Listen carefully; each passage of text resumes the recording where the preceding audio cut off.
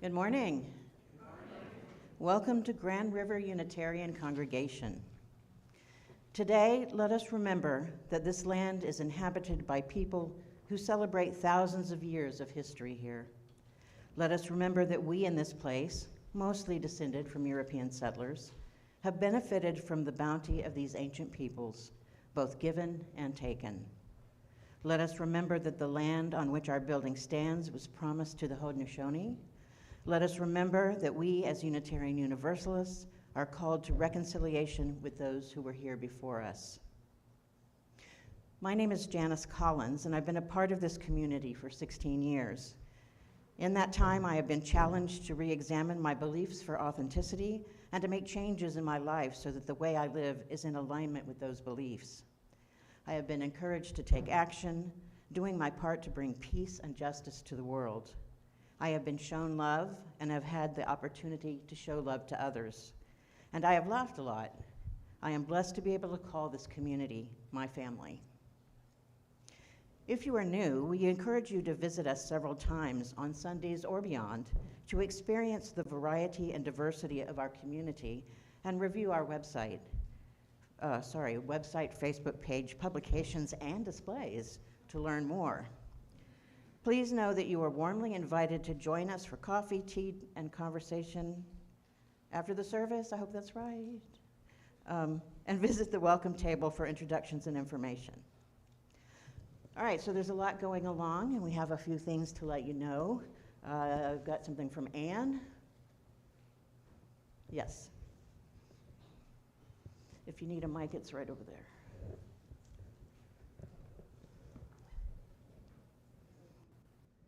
It'll be in a second.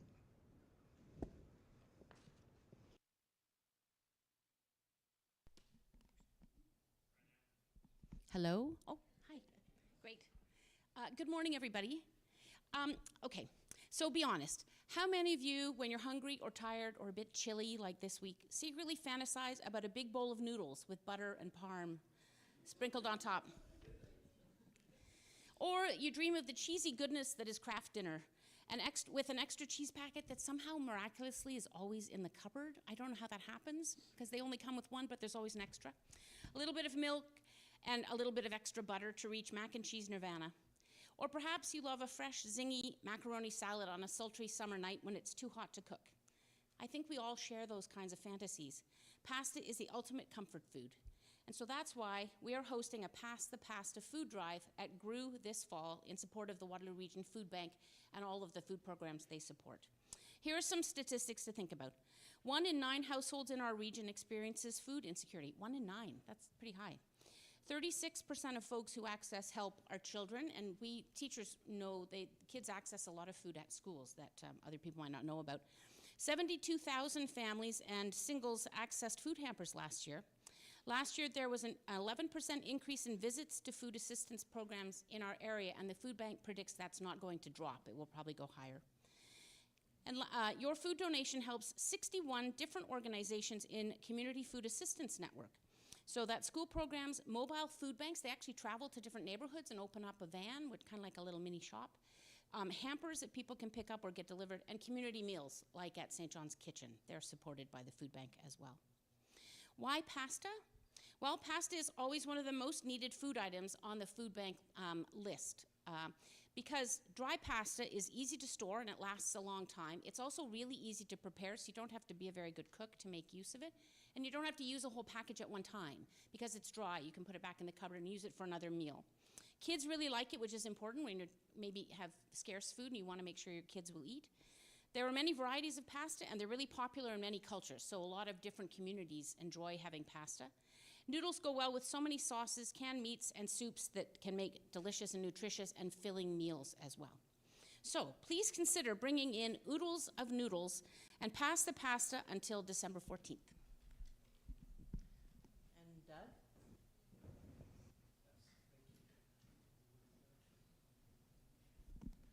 Hello, everyone. Making Space for Spirituality is a club that gives GRU people an opportunity to have spiritual experiences.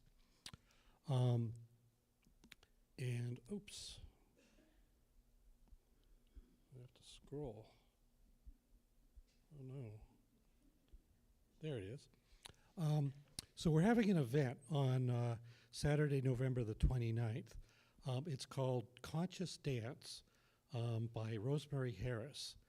And it's an embodied spiritual practice for those who enjoy movement and music and moving authentically in the present moment.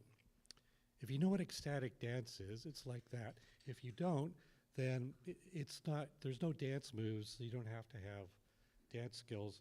It's more like movement meditation. So to give you an idea of how this works, the doors will open at 7 p.m. They will close at 7:25 because we don't want people coming in late. And then 7:30 we'll have a guided warm-up. And then there's going to be an opening circle as well. And then Rosemary will be running a curated playlist for 45 minutes where we would just move as we feel moved. And, no judgment. And no dance lessons required. We'll finish off with a sound bath and a closing circle. So it closes around 8:45 p.m. Hope to see some people there. And Andrea.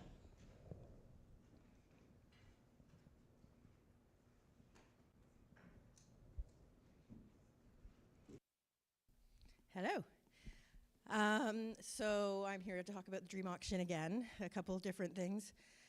I would really love it if everybody had their dreams submitted by end of day tomorrow, but worst case scenario, I'm not going to turn you down if it's a little later than that. We're a little bit low on the low end of offers compared to previous years, but don't offer anything you're not comfortable with offering, obviously. So that's the one thing. If you're new to the congregation and you don't know what this whole dream auction thing is, please find me after the service and I'll chat with you about it if you have any questions at all. There's lots of really cool offers this year. Someone's offered a cottage weekend, write your own novel help for a year, amazing dinners, murder mystery dinner, all sorts of really exciting things. So if you need help getting on the website or just have questions in general, just find me and I'll answer them. The other thing is I'm stepping down from the dream auction, and Tom, my husband, is as well. So if anybody would like to do this next year, I would be happy to tutor you in it. I can even help you next year with it and kind of like walk you through what I do. Or if you wanted to take it over and do something completely different, you don't have to do it the way that I do it. It was done differently before me. You're welcome to do that as well. And oh yeah, I'm also looking for books. If anybody brought in books for the blind date with a book or canned items for a basket I'm putting together, again, please find me and I'll get them from you today. Or I can get them from you anytime this week as well if you didn't bring it today. And I think that's it. I babbled on enough.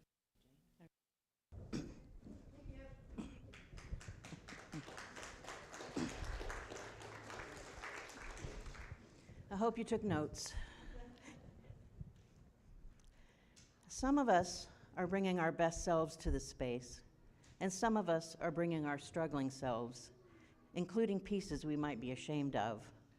All of us are welcome here, and all of us are loved.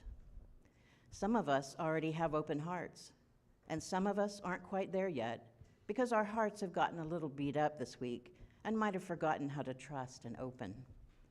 Your heart is welcome here, no matter how bruised. We welcome you among us.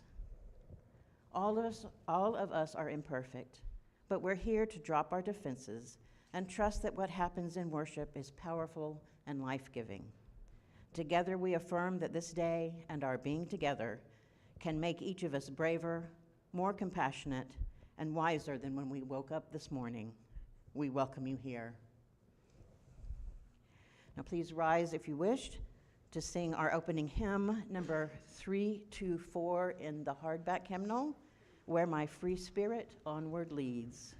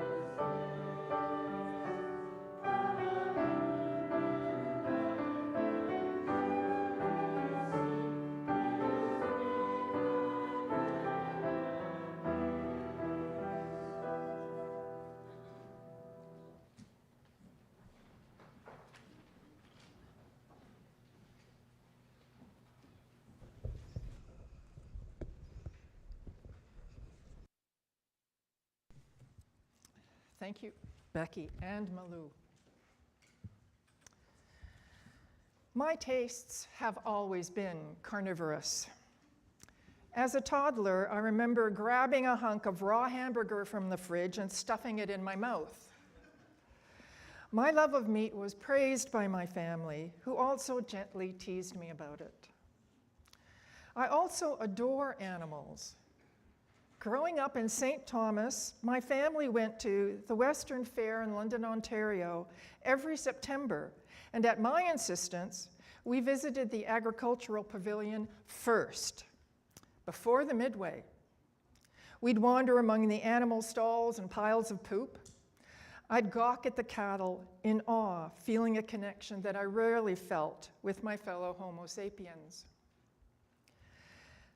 I had never really addressed this obvious contradiction of the two situations until I started researching humans' relationships with animals and their brain structures and functions, which has revealed unexpected discoveries and realizations, i.e. epiphanies. Some of these epiphanies are as difficult as awakening to the facts of my own white privilege. These epiphanies are personal, so I am only sharing them with you, not preaching them to you. And you all may be way ahead of me, but for me, they've been new and shocking, like my soul might be vegetarian. I lost sleep knowing that I'd be giving up my prized identity as the family's obligate carnivore. And I actually thought, what are they going to think of me? But here's the big question. How do I make quinoa taste good?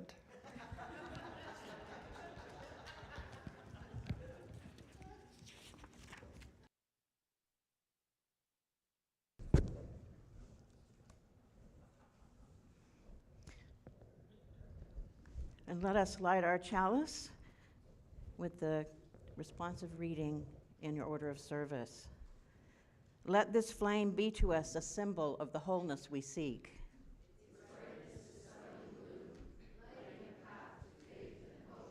Its glow reminding us of the sacred bonds which link us to all people.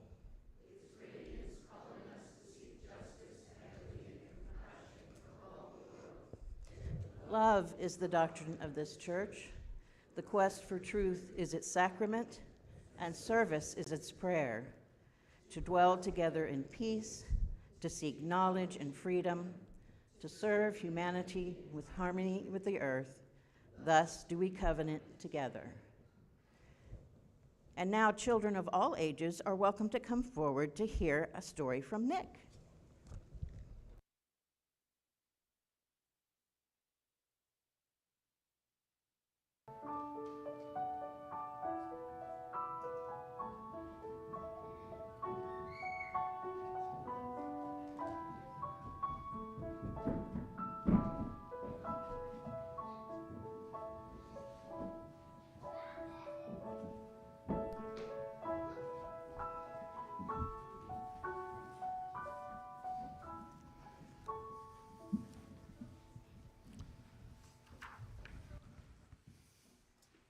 Good morning.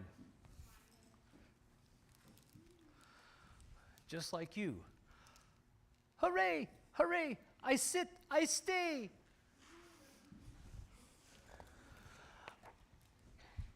This is a book by Mick Inkpen, illustrated by Chloe Inkpen, called I Love You, Fred.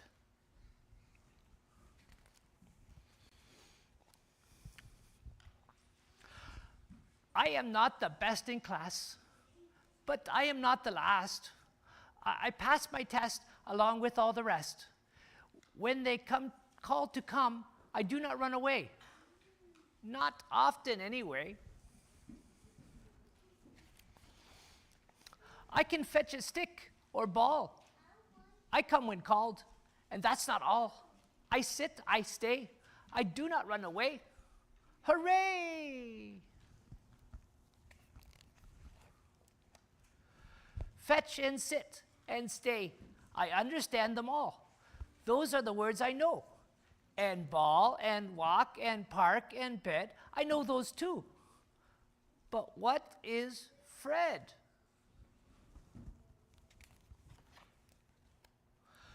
Fred, Fred, Fred, they say. They say it all the time. Fred, Fred, Fred, all day. You whisper it sometimes. If only I could, Fred. If I can fetch and sit and stay, I'll Fred, I know I will. And they will clap and say, good boy. I know they will. Fred, Fred, Fred. There is another dog upstairs where I am not allowed to go. I saw him once. I wonder if he knows what Fred is all about and why they shout it all the time. He looks like me. He has my ball. He has no smell at all. What is that he's looking in?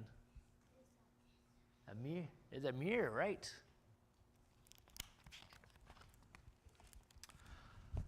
I'm chasing pigeons in the park, which I am not allowed to do. I like the way they flap about. I think they like it too. And if there are no pigeons, a duck will have to do. There is that other dog again. The dog I saw the other day. And look, he has my ball again. I wonder if he wants to play. He's jumping in the water, right? Paddle, struggle, bubble, trouble, kick and sputter, choke and sink. Fred, I hear, but cannot think. A scream, a dash, a jump, a splash, a foot, a face. It's you, I'm safe.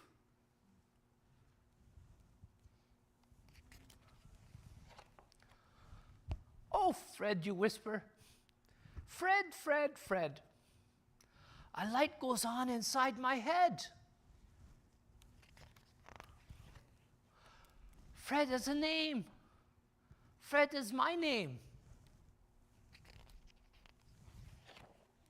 And suddenly I see that I am Fred, that Fred is me. I have been fretting all the time. Fred is a name, and it is mine. I whiz around, I lift my paw. I jump into your arms once more. There's nothing left for me to do except to run back home with you. I drag my blanket from my bed and snuggle up with you instead.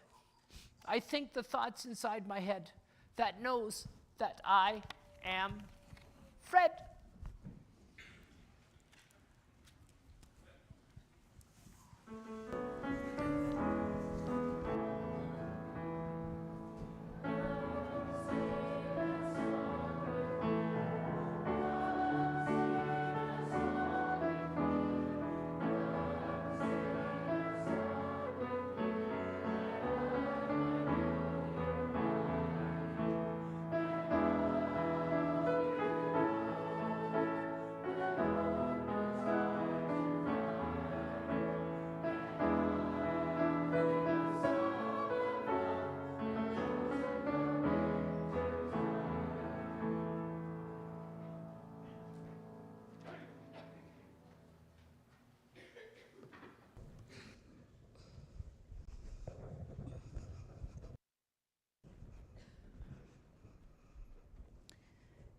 Why, you may ask, do we have an offertory every Sunday when most people make their contributions through automatic withdrawals or in some other electronic way, and much more is collected than what is seen in the plate? Unitarian Universalist minister Erica A. Hewitt reminds us that the offering that we take each Sunday isn't just a stale habit. It's an opportunity to recommit to this place and to this people. Our offering is an affirmation, a yes. When we give, we say yes to something we value. With our gifts freely given, may we say yes to the values of our faith. May our offering help us practice Unitarian Universalism within and beyond our congregation. The morning's offering will now be gratefully received.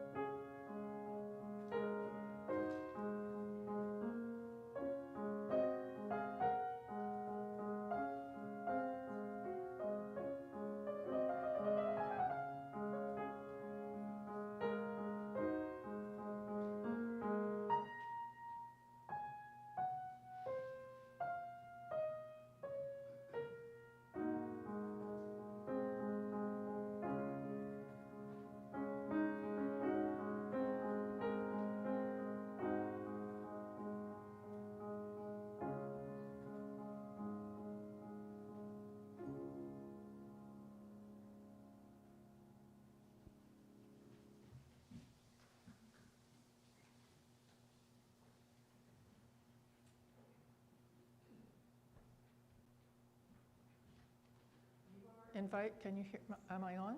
Yep.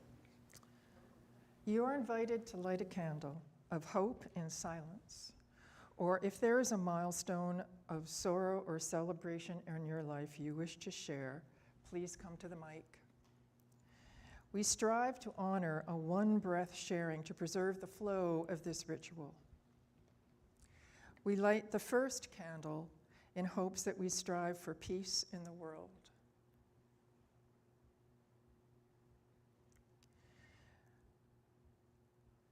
We light a second candle in reverence for all animals who died in medical research.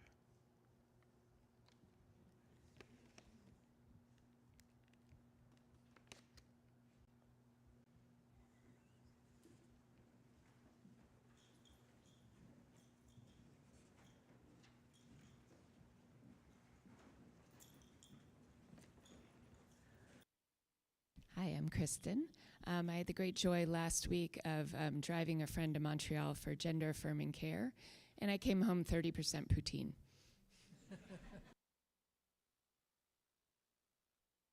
My name is Magdalene, and my sister-in-law, whose husband died of cancer 3 years ago, has finally been able to sell her out in the country near Mount Forest home and move to Kitchener.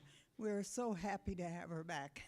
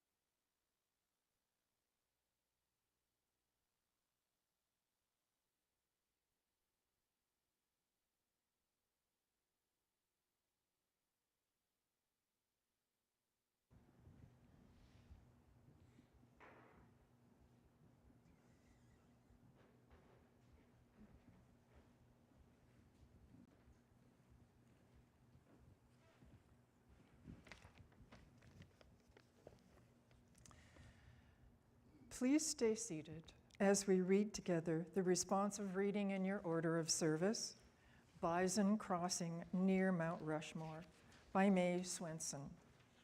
You will read the text in italics.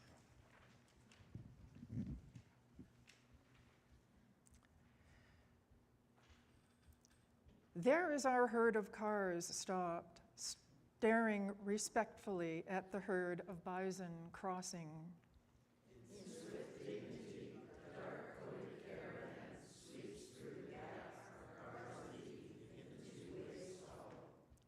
The polygamous bulls guarding their families from the rear, the honey brown calves trotting head to hip by their mothers, disappear into the rough grass. The bison orderly, disciplined, threading the paths of our awestruck station wagons, air streams, and trailers. If in dread of us, gave no sign, go where their leaders twine them over the prairie.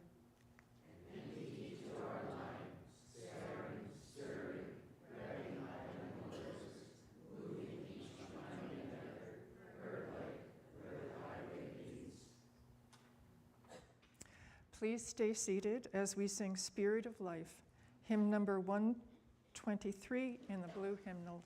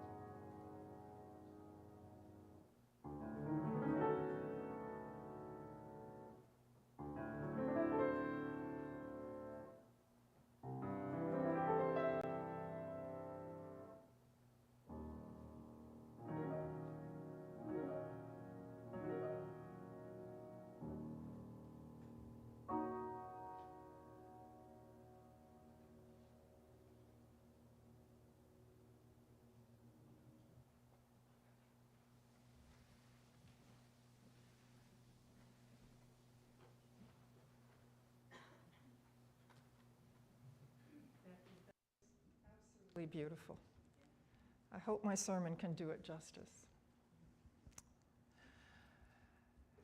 So this service is going to go longer. And if you need to leave, I won't be hurt. If you want to stand up, move around, I'm okay. If you want to take a nap, that's okay too. Janis Collins will probably have to leave because she is going to hear Kamala Harris in Toronto. So I expect half of you to get up with her and leave. You know, Jane Bell, Kamala Harris. Well, let me see.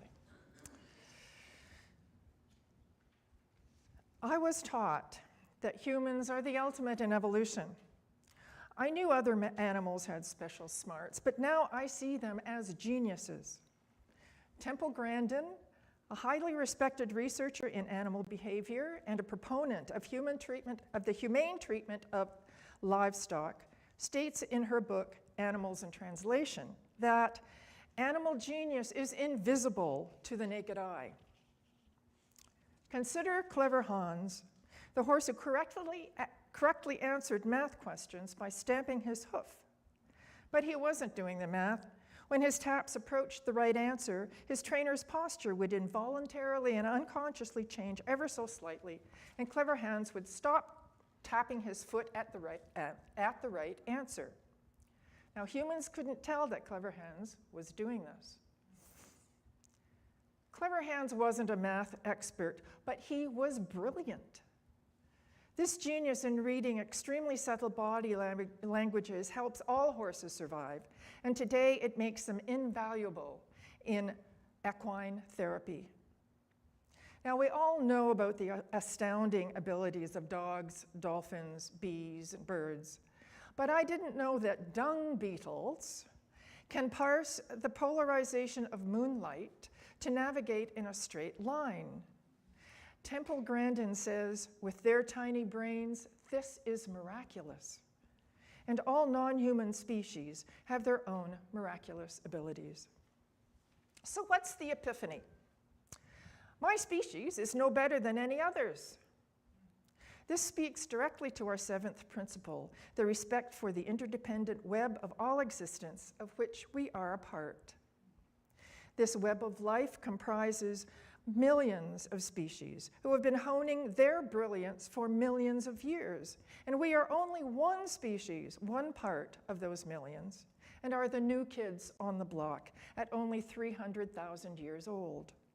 As Robin Kimmerer states in Braiding Sweetgrass, we are the younger brothers of creation. The next epiphany found me while I was internet surfing. I landed on a YouTube video showing a blonde, gently buffed young man standing waist deep in the water of a small pond. His name is Chris Gillette, a wildlife biologist and professional animal handler. Beside him floats a large, splendidly scaled alligator, its right front paw softly resting on Chris's left forearm, its immense tail gently stroking the underside of the water's surface. His name is Casper. Chris explains that even though Casper looks affectionate and behaves like a pet, he's neither affectionate nor a pet. Casper is trained, not tame. If Chris had a seizure, in a split second, Casper would sever Chris's life with one snap of his powerful jaws. Not because Chris is human. Alligators do this to their mates if the mate suddenly behaves erratically. Trained, not tame, Chris repeats.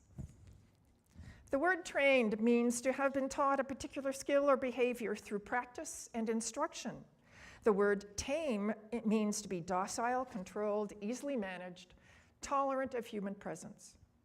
So this all got me thinking, when I see what's going on in the world, events that show uncontrolled intolerance of other humans, I had another epiphany. We're wild, trained by our cultures, but wild, like Casper. For me, the words tame, trained, and wild are categorizations of other species only as they relate to us.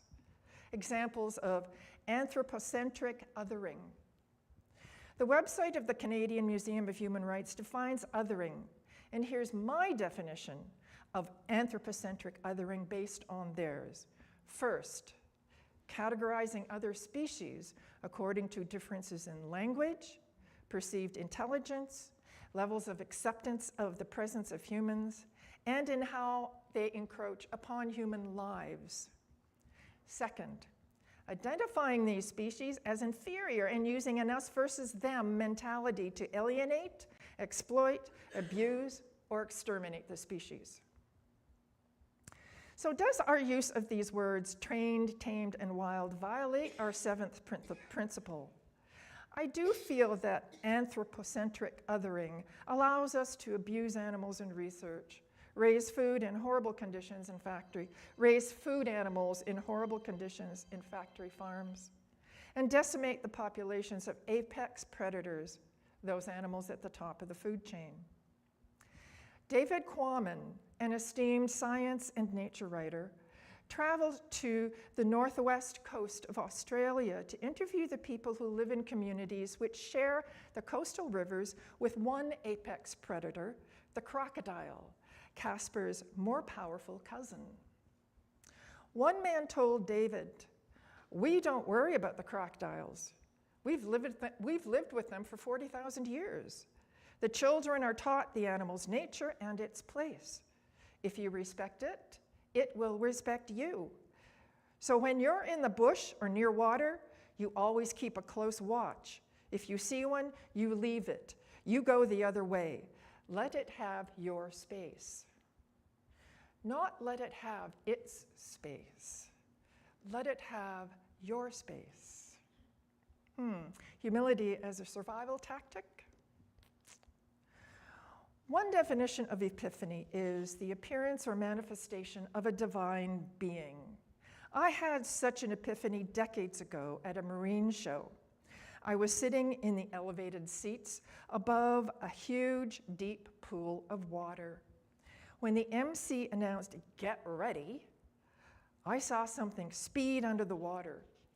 Suddenly, a magnificent silver gray animal leapt high into the air, arcing over the water in a spray of glory. A dolphin. And I thought I saw God. But I recently learned from Temple Grandin that dolphins sometimes gang up on porpoises and are sentient. And maybe even octopus, cuttlefish, and squid, even though their brains are different to ours. Jan Pangsup, neuroscientist at Washington State University, states that there are 7 emotional systems shared by all animals with a subcortex, except domestic cats. They have an 8th emotion. It's called sleeping. But all mammals, including cats, have the same 7 emotions, and one of them is very intriguing. Jan Pangsup calls this emotion seeking.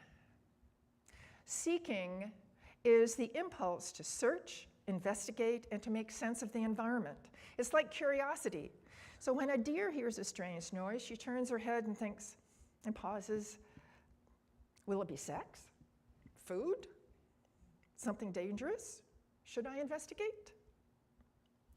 I am thinking that this seeking system, in tandem with our neocortex, has given us arts, sciences, and technology. For example, an artist mixes 2 colors just to see what happens. Likes it, then puts it on the canvas. Then thinks, what if I add a line? Oh, interesting. What if? Another example, this machine I invented works fine, but what if I add a whole different part to this machine? Will it be even better? Another example, what interesting information will I discover in researching this topic? Two of our affirmations, the quest for truth and to seek knowledge and freedom, are excellent manifestations of the emotion of seeking. This emotion is also about the pleasure of looking forward to something good, but not the pleasure of having it. Learning this has helped me understand trophy hunters. I no longer see them as idiots, because I now understand that having just one animal head isn't enough, because we are hardwired to seek more animal heads for the wall. Do we really need AI? Especially how it seriously contributes to global warming? Well, maybe not, but it's a blast to create. And improve it some more. Are humans hardwired by our neocortex to be capitalists and warriors? Our brains helped us survive for a few thousand years, but I'm thinking we might have to do some tweaking now to survive as a species right now. Robin Kimmerer says in Braiding Sweetgrass, humans have the least experience with how to live, and thus the most to learn. But I know we can learn, because our neocortex is set up to learn. Over the millennia, societies have used the neocortex to create laws, mores, and cultural norms to try to mitigate the hardwired destructive behavior of this wild animal called the human being, to train us how to behave.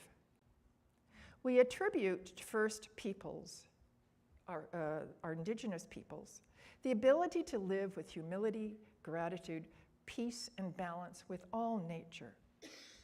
But they had to teach one another to do so, and one of their stories is evidence of this. It's from Joseph Bruchak's book, Our Stories Remember. And this is the story. A man always had game meat to eat because a bear told him in his dreams where the animals were. And the bear told him how to show respect for the animals he killed by using all of the animal and not wasting anything. But the man stopped doing this and started wasting the meat. To punish him, the bear kidnapped the man's son and took the boy to his lair. The man went to the lair, and the bear said he would return his son only if, from now on, you always show respect to the animals you hunt. You must never waste their meat. So the fact that this teaching story exists tells me that indigenous communities, like non-indigenous ones, have to be taught and regularly reminded how to behave in a way that respects the I'm going to start that again. So the fact that this teaching story exists tells me that indigenous communities, like non-indigenous ones, have to be taught and regularly reminded how to behave in a way that respects the interdependent web of life. We have to continually drum it into our neurocortexes until behaving with humility, gratitude, and respect for all species, our fellow humans, and ourselves is second nature. That's why we need to come to this church to reaffirm our covenant and deeply feel what it means. So now I have questions. Do we teach how our brains work to our UU youth? Do we teach them about our older animal siblings and how to behave around them? And if not, should we? Because I firmly believe that how we treat animals generalizes to how we treat each other. To illustrate this, I'll share one last really difficult and embarrassing epiphany. When I faced my own anthropocentric othering, my neocortex realized that I also other my fellow humans. So now I'm training my brain to notice when I am othering and to see the inherent worth and dignity of that person. It's hard sometimes, but when I'm successful, I get a feeling of calm, relief, a sweet humility, a quiet curiosity, and a readiness to listen. When I work at it, using our covenant and principles and my brain, I am able to give them space, and my heart opens.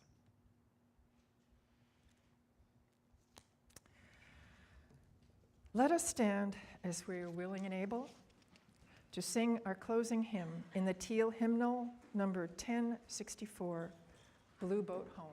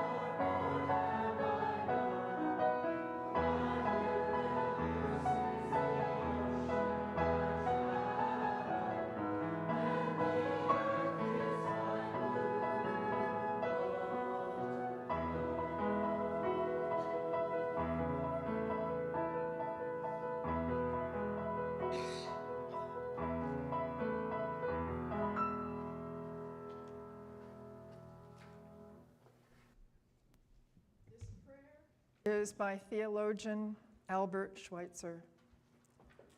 Protect and bless all beings that breathe. Keep all evil from them and let them sleep in peace. Amen.